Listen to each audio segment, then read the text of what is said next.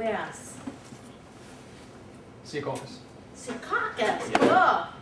What else we got? East Orange. Freehold Township? My family. East Orange? Yes. Madison. Oak Ridge. Wow. Good town. Hey, Was. that's some good police officers I've had in classes over the years coming out of Old Bridge. Yeah. So, yes, I was here. 2 Avon guys. Nice. Was a prosecutor for 30 years, first up in Union County, then down here in Monmouth County. Spent 5 years in Union, then came down here, lived here for I don't know how many years, more than 30. Came from upstate New York. I guess that's all you need to know. I worked every unit you can think of as an assistant prosecutor, a white collar, obviously juvenile, obviously trial team, white collar homicide, drugs, arson, you know, sort of over the years done it all. Child abuse, sex crimes, and I've done so many search warrants with guys, so many. And what I'm going to tell you today are things, mostly that are just going to help you, make your life better, get you up and get you running. What you need to search with a search warrant, you must be alert to the fact that our Supreme Court does not like searches without warrants. They have made it virtually impossible to look in a car. Used to be anything that had the opportunity to move like a vehicle, you could stop and you could search because by the time you got your warrant, it was gone. Okay? They didn't like that. And in part, we have only ourselves to blame because we started searching stuff, and you have to realize that our Supreme Court, whether you like them or you don't, sees things coming at them from all over the state. Okay? And they start seeing over and over and over again plain view, furtive gesture. You know, I mean, they were finding at 2 o'clock in the morning on the floor, under the chair, under the floorboards, they'd say, I saw a marijuana seed, had reason to believe. They began to say, hey, you know what? I don't know which part of this is real and which part isn't. The furtive gesture. We had a few years where every single car was searched based on furtive gesture. So the Supreme Court began to not like us for these kinds of cases, and they start slamming down less and less what you can seize. Now we're almost left with plain view, and that's it. I strongly suspect that if you see something in plain view, like a crack pipe, all right, you're good to go. If you see something in plain view and it's a marijuana seed and it's on the floor in the rug, you better have a picture if you think you're going to search that, you know? Mostly they're saying no, you got to stop the car, you got to sit on the side of the road, you got to put somebody there, you got to tow the vehicle, you got to do all this stuff. I'm finding as I listen to people in some counties, last month we had, or 6 months ago we had, Morris County, they're telling us about judges up there, won't even give emergency warrants, and they're holding cars. I don't understand this. 2, 3, 4 weeks before the judge gets around to doing a warrant. Now, I don't understand why the Supreme Court isn't having a problem with that. I really don't. I don't understand why a judge who's making $175,000 a year with a pension better than yours and mine that nobody's attacking, I don't understand why they can't wake up in the middle of the night just like the rest of us. They're special. What do you expect from a guy who wears a black dress every day? And aspires to do so. So, be conscious of the fact that there's very little you can search without a warrant. It's very limited. You're good to go with a warrant. Get your warrant. Some places, the Supreme Court has said you can get telephonic warrants. Of course, if you can't get a judge to give you a warrant in 3 weeks, why are they going to give you a telephonic warrant? But they're supposed to. You may have a jurisdiction, you may have judges who are amenable to this. It's going to depend county to county. Okay? You can get a warrant, and you can get a warrant pretty fast. Do all of you have to run your warrants by an assistant prosecutor before you do them? Yes. Okay. Do you know how that happens? This is what happens when you talk to an old lady. Years ago, some town, and I can't remember which, it was an affluent town up north. Could have been Summit, that's up north. It could have been, it was one of those towns where parents had a lot of input in what went on in their schools. And police got a search warrant from a municipal judge to search lockers in the schools. And it was a bad warrant. Bad warrant, it didn't have enough probable cause. And so everybody said, whoa, time out. Before we start doing these search warrants, we recognize, I hope you're not filming this, we recognize that certain municipal judges don't have experience in doing search warrants. And these are guys that don't do criminal law until they get on the bench, and they don't have a lot of experience. They're not comfortable what it means to be probable cause. And they're making messes. Thus, we conclude that somebody ought to look it over before a judge does it. Some judges will, if they know the prosecutor and the police officer, and they'll like almost go, yeah, okay, let's go. All right? Some judges are extremely conscientious, and no matter how many times you've been in front of them, like Joe Cangal was like a weekly fixture, how many people are you going to say, all right, I understand, detective, what does this mean? Don't be afraid of that question if you know what you're talking about. All right? Not a big deal. Not a big deal for the judge to make a little change here and there, add something, take something out, doesn't matter. The only thing that matters is you come out with the warrant that you need to get the job done. So we kind of talk about how do you know when you have probable cause. Do you know what that is?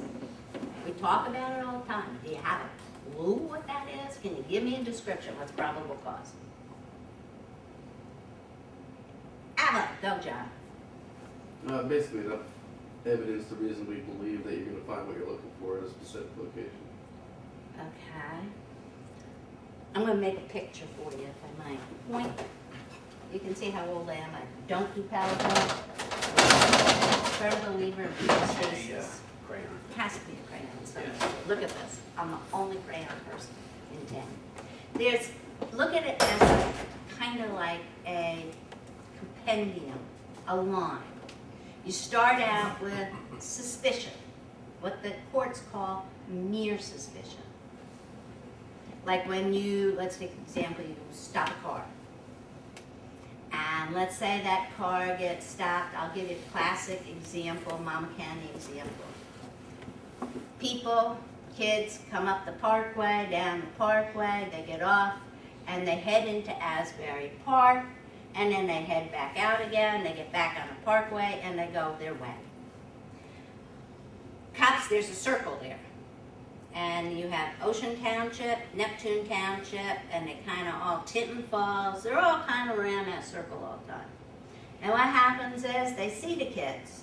There'll be 4 kids, 18, 16, in a car. They're heading into Asbury Park. 20 minutes later, they're coming back. And everybody's saying, that is mere suspicion, isn't it, guys? That's suspicion. Okay? How you look at this and how you develop it, you go from suspicion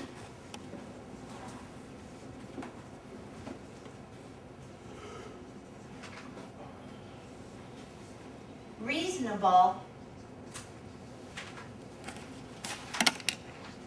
articulable.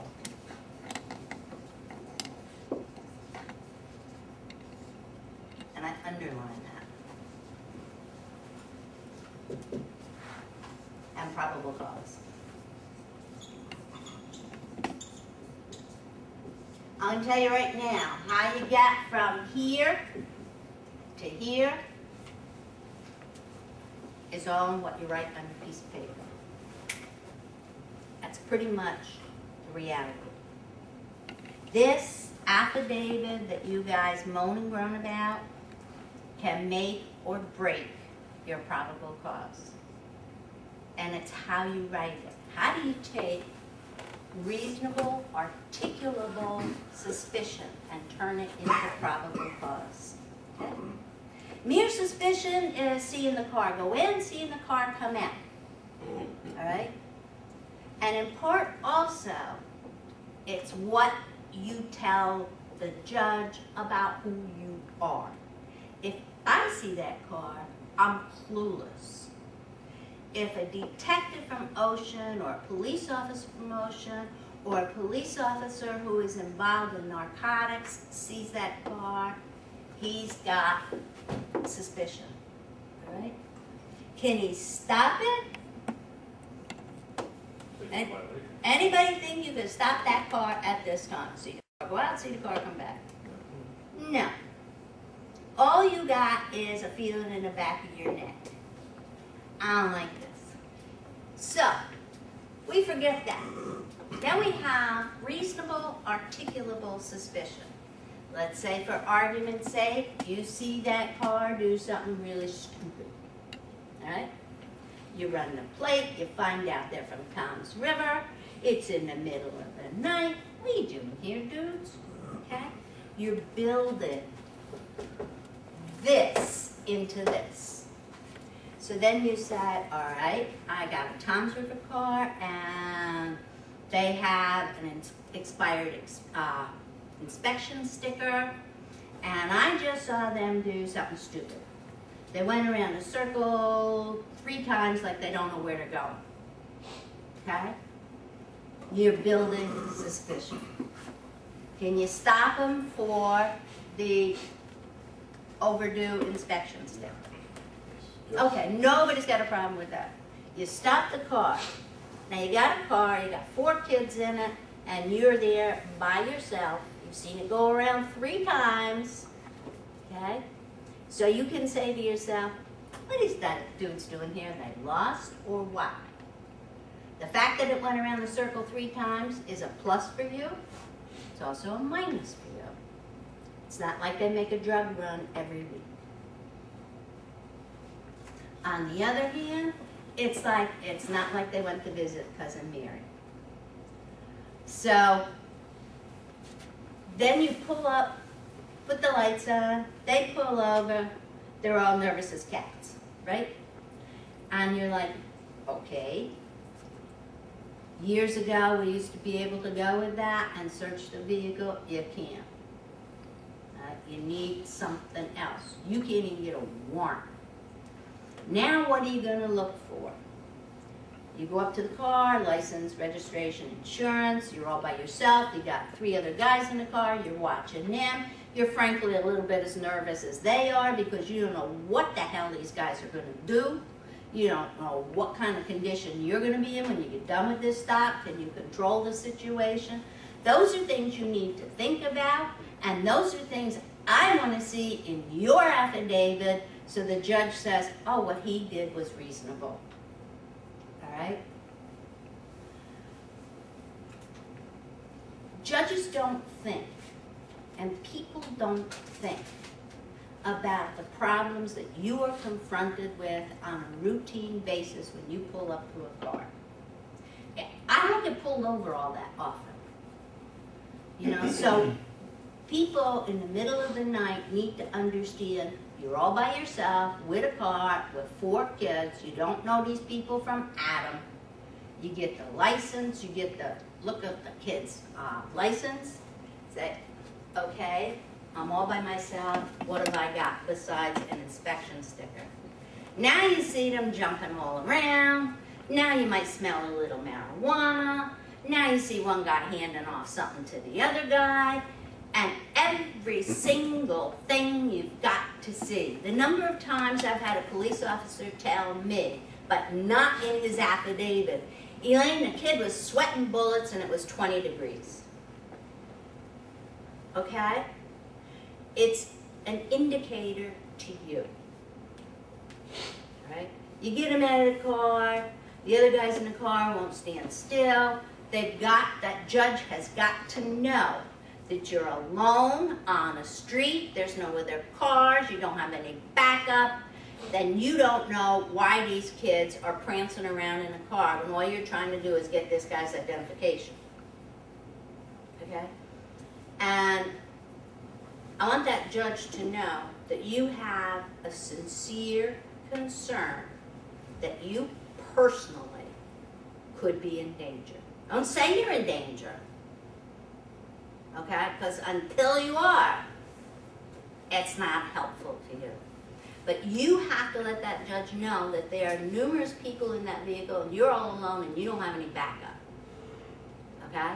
So you start finding out who these people are to protect you.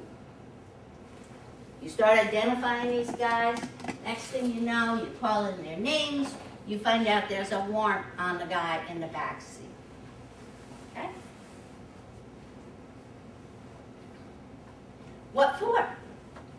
Well, not for nothing, but if you have a mere suspicion that they are going into Asbury Park to buy drugs, you want to get over here and you find out you got a guy with a warrant, and what's the warrant for?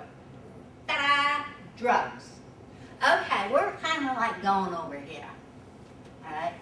So you got to get that guy, you got to take control over him. Now you got the other three you have to worry about. You get your backup shows up.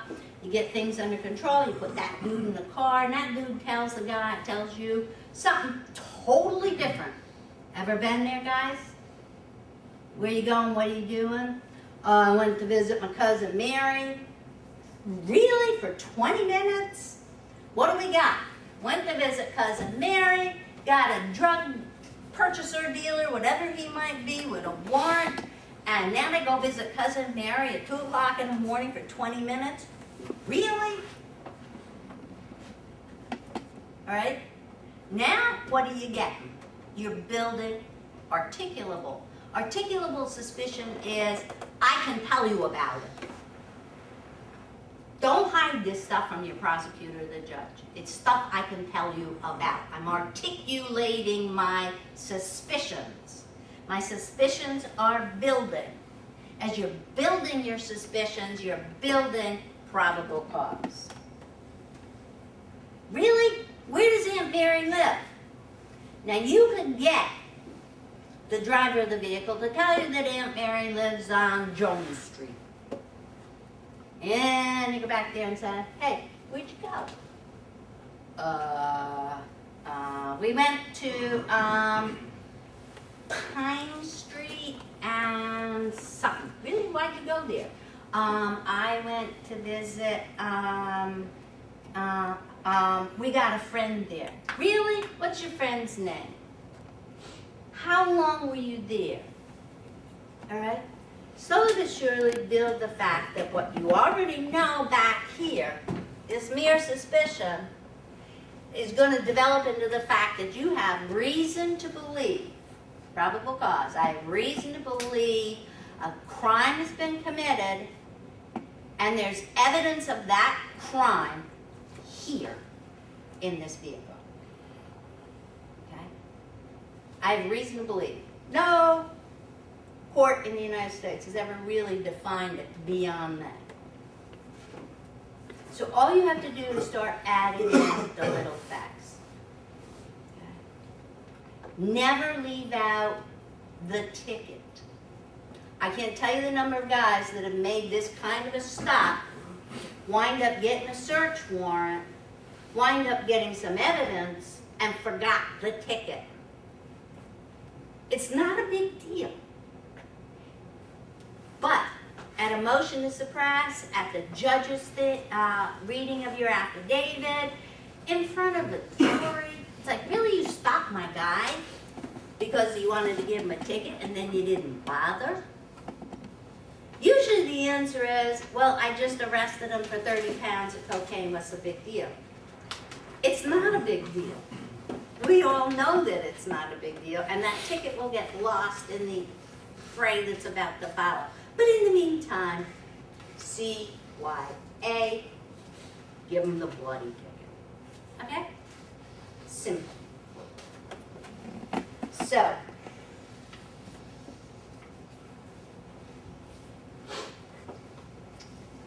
there's two parts to a search warrant. There's the affidavit, and then there's the warrant itself. Not one of you, not me, not any of us is ever not going to follow a basic form. It should be in your computer. I don't care whether you're a street officer, whether you're a detective, whether you're in narcotics. I don't care where you work. Every one of you should have a fundamental search warrant and an affidavit outline in your computer. Now maybe your office already has them there. What I'd like you to do for forever, you notice I don't do a PowerPoint, but what I'd like you to do for forever is I want you to keep certain information all about you in a computer. Why? You'd like to be able to get a search warrant in an hour, maybe 2 hours, okay? And the way in part you do that is by having the basic fundamentals about who you are. There's a section that's all about who you are.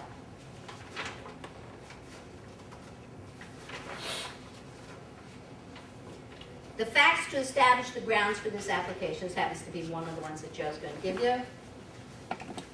And probable cause for my belief are as follows. Okay? Your deponent has been employed as a police officer in the state of New Jersey, 1986, whatever. You start building your own history, a biography of you as a police officer. The longer you've been at it, the more broad your biography is going to be. However, if you've only, this is your very first one, you've only been on the force for 3 years or so, it's like, oh my God, this is really lean. I don't want you to think of yourself as lean. You know way more than you think you know, and you've experienced way more than you think you have. You went to a police academy? Huh? Of course you did. So everybody starts with that, I attended a police academy. Did you go to college? For how long? If you don't have a degree, you don't have to say that, but you can say, I attended Monmouth University. You don't have to say it was only for 1.5 years. Right? I attended Brookdale Community College. Okay? I took numerous courses at Brookdale Community College in criminal justice, in whatever. Okay? All of you, of course, will have this particular course on your biography. Think of all the courses you've attended. Put them all. Now, you may be wanting to get a search warrant for drugs. And the fact that you attended a course on domestic violence, you may not think is relevant. No, but it makes you look like you're conscientious, you're smart, you're trained, you know what you've been doing. Okay? So, put it all. After you've been at it for 15, 20 years, the fact that you attended a domestic violence course in 2006 may not be particularly relevant, and you don't care anymore because you're so fat on all the things that you have done, right? Now here's something that nobody thinks about, particularly when you're talking about doing this kind of an affidavit, and that is, say about, you know, I never worked in narcotics, you know, I've never done a drug bust before. Right? You've all taken a certain amount of courses and you're familiar with the smell of marijuana, the sight of marijuana, you know, you're familiar with packaging and all this other stuff, and you know because you are trained in that. Okay? Even if it was only for, say, a 4-hour course in identification of some kind of various kinds of drugs and packaging. If it was just that, you're going to say that you attended a course identifying various drugs and packaging. Right? You don't have to say it was only a 4-hour course. You're going to say, I attended a course. Then, how many of you, whether you're a trainee, whether it's your first week riding around with another officer, how many of you participated in a stop of a vehicle where drugs were found? You don't have to be in charge. You don't have to be your stop. You could be the backup. All right? But what do you get out of that stop? You get information that you put away. Even as a trainee, that's why you're there. You put it away, and you're going to use it in the future. So it's in your brain. Put it on the paper. And the way that looks like is, I have participated in numerous, 5, 20, 30, whatever it might be, motor vehicle stops where drugs were found in the car. Okay? Every time you do something, even if you update at the end of a week, let's say you just ride around and do nothing but traffic stops for a week. You got nothing to put in there. Next time something occurs, something happens on the street, you participate in a raid, you have backup officers on a domestic, whatever it might be, you're going to stick it in your biography. Now, when you have to do an affidavit for a search warrant, part 1 is done. It'll be done for all of your career. You can refine it as time goes by, okay? But all of it is there. And make yourself look really experienced. The reason you want that experience is when you have reasonable articulable suspicion and you want to go to probable cause, judge needs to know you're more than simply a rookie out like trying to get something. Okay? So the judge needs to know that you have some experience in whatever that field might be. You have experience being a police officer. You have experience making motor vehicle stops. You don't ask for a warrant on every stop, so why today? But if you say, I've made 432 motor vehicle stops in my career, they know, they can't help but know because they're human, that you're not just knee-jerking here. You got experience in stopping cars. All right? So build that affidavit before you ever need it.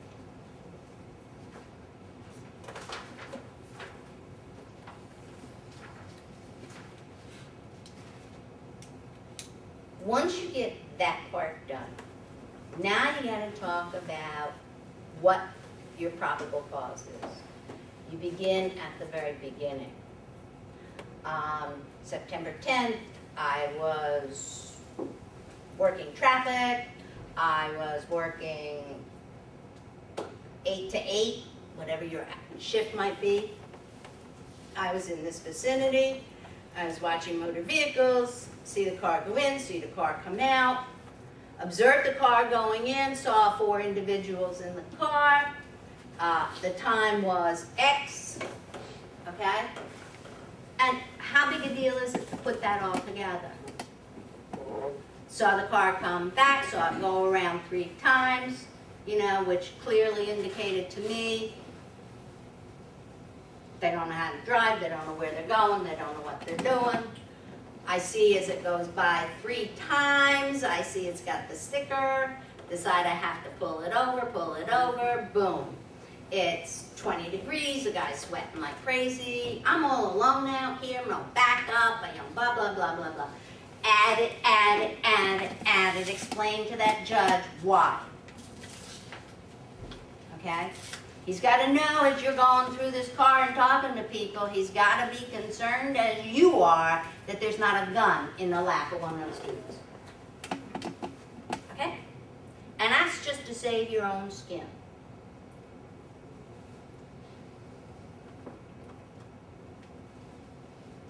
So we're kind of talking about car. If there's anything unique about this car, I want to know. It's a piece of junk, the back door doesn't work, it's a really high-end car, it's a Cadillac Escalade, you know. What are you doing in a Cadillac Escalade, 2 o'clock in the morning, going to Asbury Park for 20 minutes and coming back? Hello? And you're 20 years old. I'm very old-fashioned. I don't understand how kids get cars like that, but they do.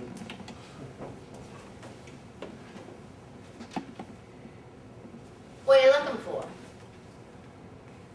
You've got to be specific. General warrants don't count. I want to go look for evidence. Really? We know that. What are you looking for? Tell the judge what you want.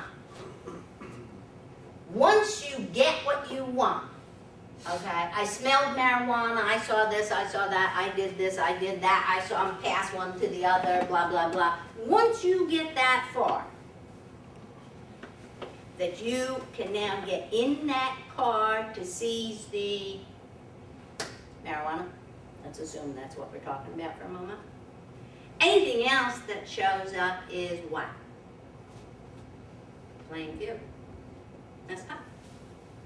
So, once you're where you're supposed to be and you see something, you can take it. All right? So make your warrant very specific.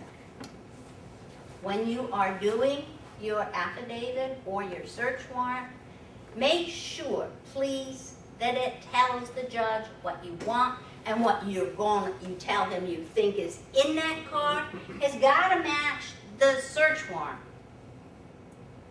I've seen guys that are looking for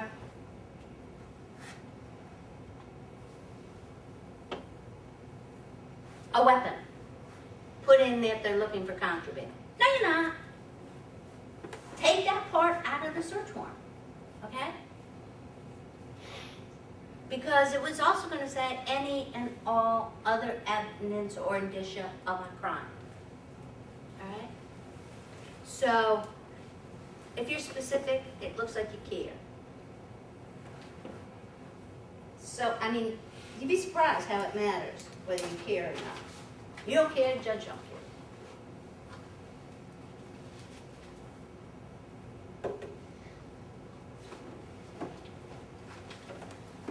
Let's talk about other things that we search besides cars. The car, of course, is easy. They're kind of hard to get into. They're a pain in the neck anymore. And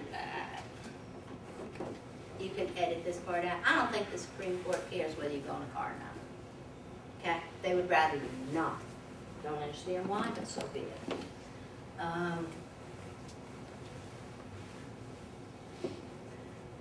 You got to be clear about the thing you want to search. You don't want, let's assume now we're going to do a search on a house or a piece of property. You do not want to be the police department that raided the house down the street.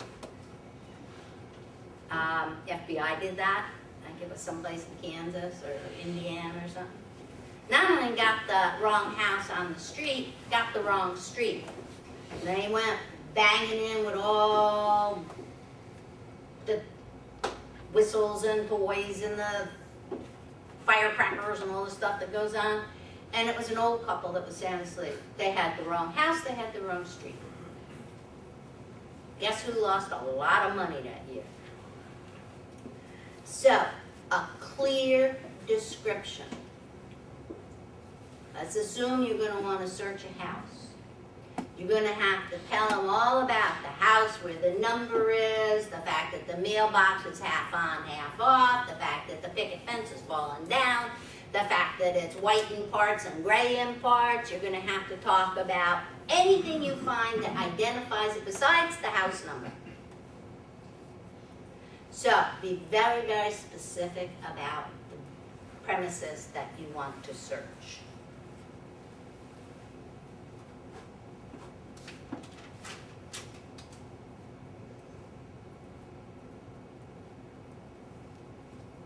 Do you, when you get in there, also want to search the people? Do you want to search the lady's pocketbook?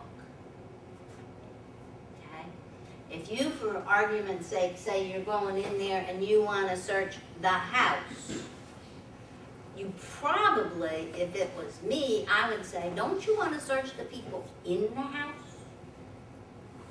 Not just a pat down for weapons. Because if it's a pat down for weapons and you have the guy turn his pockets inside out and that's where you find something of value, probably not going to get it because it's not what they call in the four corners of the warrant. So put in there you also want to search the people. Okay? Now if you go in there and you're looking for bank records and you want to search the people, the chances are about 99.999% they're going to cross that out.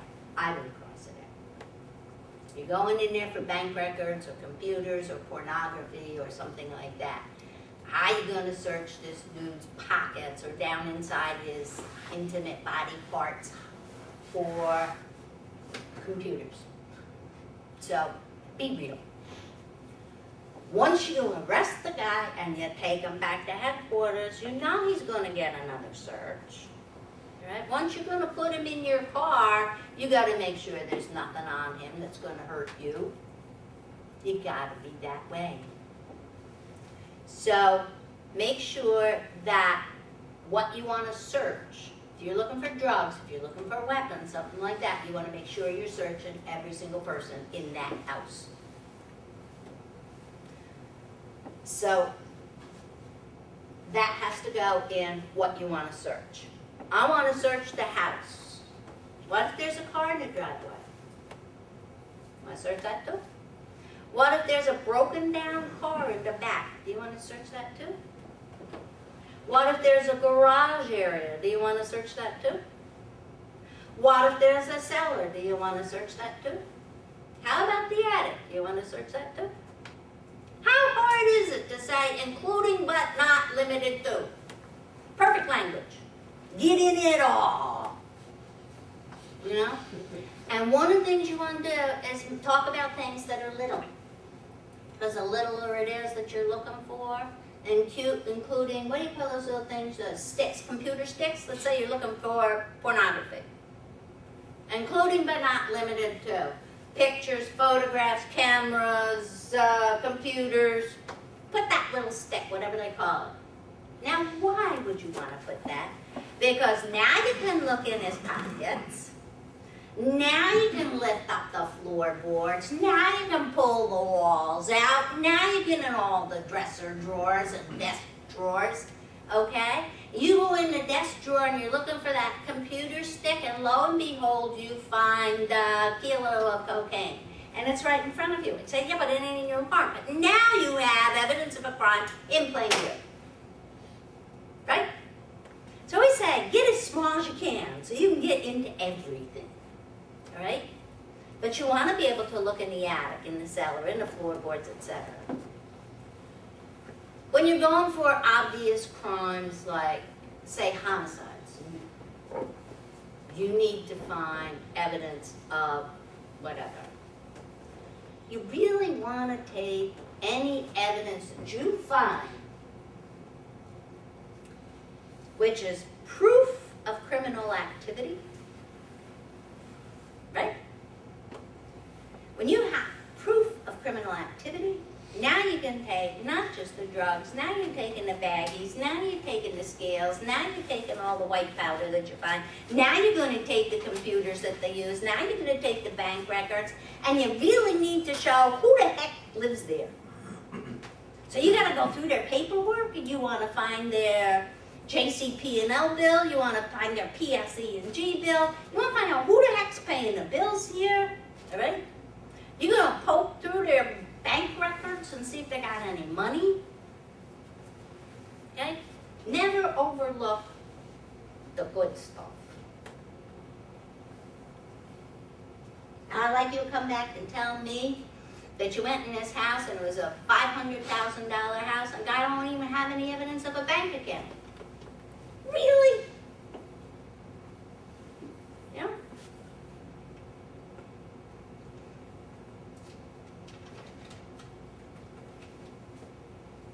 Anything used to further a criminal enterprise. What is that? You can find it. You can seize it. You're looking at a drug raid, or what do you have that shows criminal enterprise?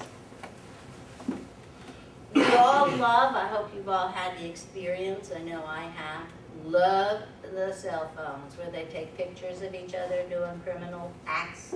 Love that stuff. Okay? Evidence of criminal enterprise.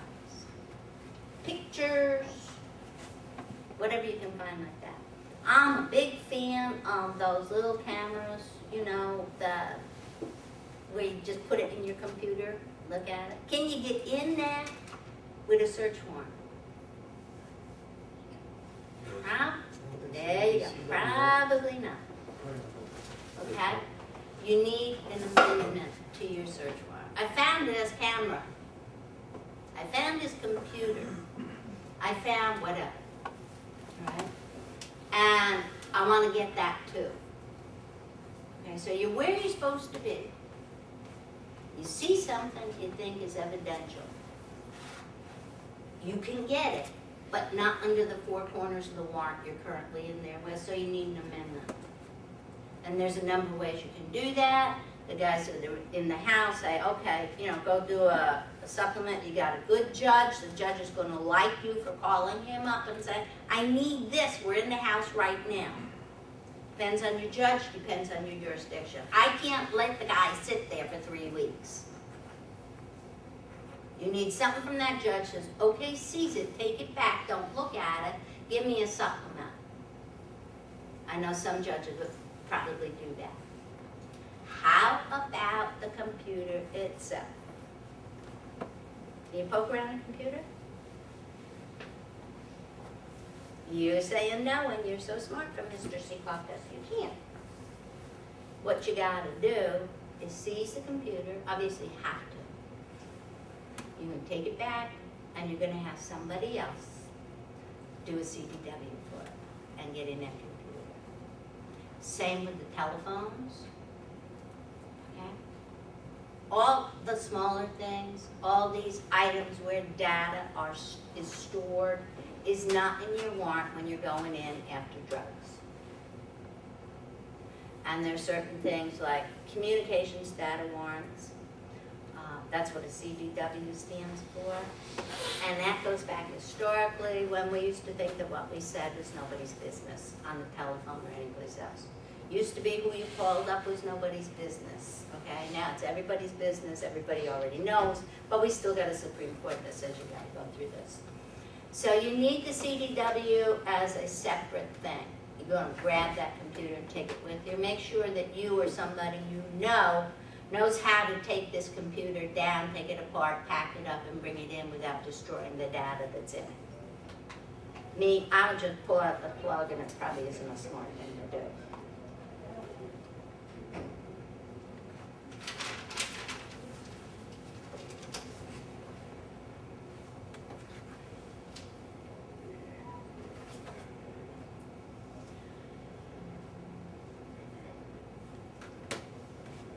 Frequently, the most difficult thing that you guys have to do is to build this probable cause. If you follow the steps, if you are not afraid to spend a little time writing, you're probably going to have the probable cause. You may have to add a little, subtract a little. I would always say to Joe and other guys, look, not now, you're just going to have to sit in the weeds. You're going to get it. You see that car go around a circle, maybe you can't stop it this time. If you see it come back tomorrow and do the same thing, and the day after and do the same thing, and 2 days later somebody else sees it do the same thing, what do you got? Okay? So you wait in the weeds, you know these guys are in there doing no good, and next thing you know you get the search warrant. You jump on it, you got nothing. Okay?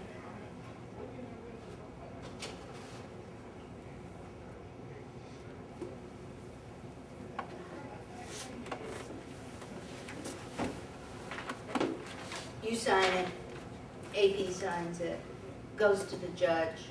Judge is going to sign it. I'm confident.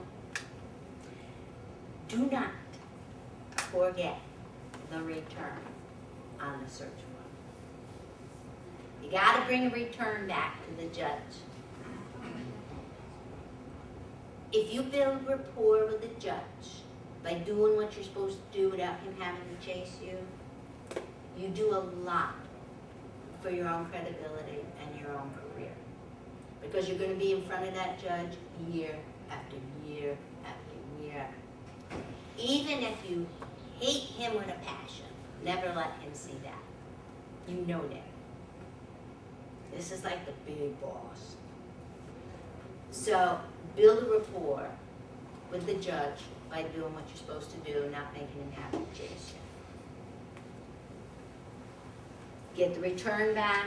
You have to fill out that form that, as a result of Homeland Security, you have to fill out a form and say whether or not there was another town was interested in this location, etc. Is this a joint investigation? You've all seen that form. We got to fill out that form. I sign it, you sign it, we're good to go.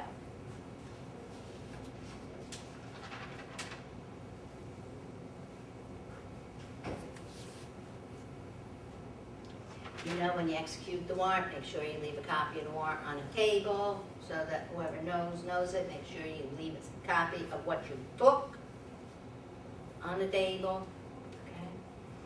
And you're good to go. Remember a couple of things. If you have to testify, anything in your affidavit will be used to cross-examine you at the time of trial. People ignore that. It is good stuff to a defense attorney if what you say on the witness stand isn't quite the same as what's in your affidavit.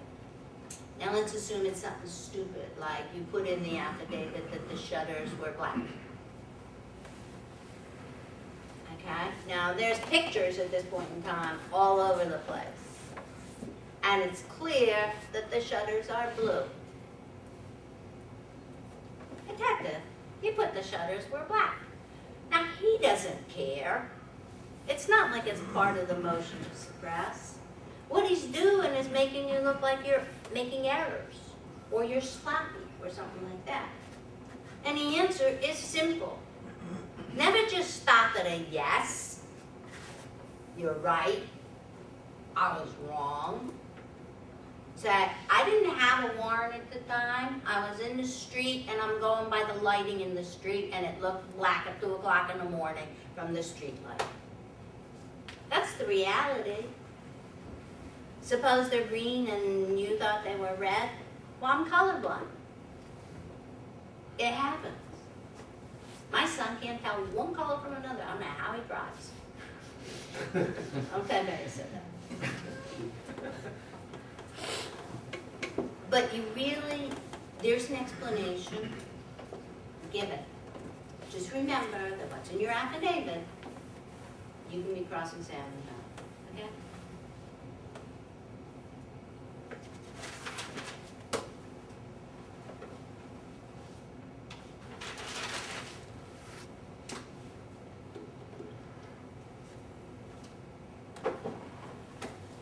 What frequently happens in a big case, let's say for example homicide, and they'll say, okay, Gary, you go do the search warrant. We're going to stay here. Now Gary may be not the lead detective on the case. Okay. Question, can he put all the hearsay in the affidavit for the search warrant? Tony? I would think not if you signed it. Anybody else got an opinion? That's correct? I'm sorry. Yes, you can put hearsay in an affidavit. You can. Perfectly acceptable. So, Gary, you're going to sit down with all the guys in here, and Sean's going to say, okay, you know, I saw this, I saw that, I saw this, I saw that. Initial responding officer's going to say, I saw this, I saw that, I saw this, I saw that. Okay? You can't all be the initial responding officer. And he doesn't have all of the information. But you put it all together, and you go get the search warrant. Okay? So yes, it's totally acceptable to put in hearsay. You can have, if you're busy typing up your affidavit, you can have a patrol officer go over there and get a description of the house. The house is described as. Okay? You can absolutely do that. How about buys? I'm sorry? How about buys? Like if we did a buy away, put it on the cover. Now, I wasn't present for, my team went out and did the buy, I wasn't present for, I can still include that in my affidavit, right? Absolutely. Absolutely. How And about if it's another team, how about if it was a different department? Say the prosecutor's office is working on a case, and Olbridge went out, made a buy for the prosecutor's office, turned the evidence over to them, they paid for the, they supplied the funds. That's okay. You can put that in, so Right. you just got turned down for that. When you're talking about that, it's not apples and oranges, it's fruit. So you just got turned down for that too. Yeah. Because here's what it looks like, okay? It's like a joint investigation has been conducted by, okay? And that on March 10th, a buy was made by Officer Smith from, okay? On March 15th, a buy was made by Officer Pangaro from, all these buys were blah, blah, blah. On March 30th, I was sent out to make a third buy. I made this buy. Absolutely, you can include that in development protocols. Absolutely can. I don't care who your judge is. He's wrong. Who's the AP? The AP's definitely wrong. Absolutely can. So if I took a course and some old broad told me you could do that, but old broad is right, I'm sorry. Maybe he's having a bad day. Yeah, it could be. Could be. Yeah, we have different opinions and that's okay. You know, that's part of what makes us function well, is a lot of opinions get tossed into a pot and, ultimately come out with consensus. So, wrong on that one, right the next time. Next time you got that, go with it. Take that out. Questions? What do you think about consent to search forms on car sales? It seems to be the trend these days is, I have this, like, say I got some concerned citizen info the night before. It's pretty fresh information. Mm-hmm. I got a week violation for the motor vehicle stop, Mm-hmm. a couple occupants in the car. Everything's matching up with this information I received a few hours ago. Talk to the guy, I don't see anything, I don't smell anything. I know there's drugs in that car. I How do you know that? based on the information that was provided to me by the concerned citizen. Okay. I know this is the operator described, his first name, last name, everything, what he looks like. This is the car he's driving. He's doing deliveries in the car. What would be a better situation? Apply for a search warrant or do the consent to search form to get into that car? Me personally, I would go with the search warrant. Okay. Now, there's a number of kind of concerns with that, that kind of make sense. Courts frown on concerned citizens. They like CI, they frown on concerned citizens. For a simple reason, I don't like my neighbor. I'll call you up and say, I don't like my neighbor. I think he's dealing drugs. He drives his kind of car. Okay? They're a little bit hesitant on a mere concerned citizen. Unless you want to put that dude's name in there, and you don't, they're a little bit reluctant. Probably for that very reason. CIs, they tend to give more credibility because you track them more carefully. And you probably will say, I've used him before, blah, blah, blah, blah. So they tend to be more reliable. In a consent to search, you have to say that you have reason to believe that there's evidence of a crime in that vehicle. And you're right back here to these definitions, okay?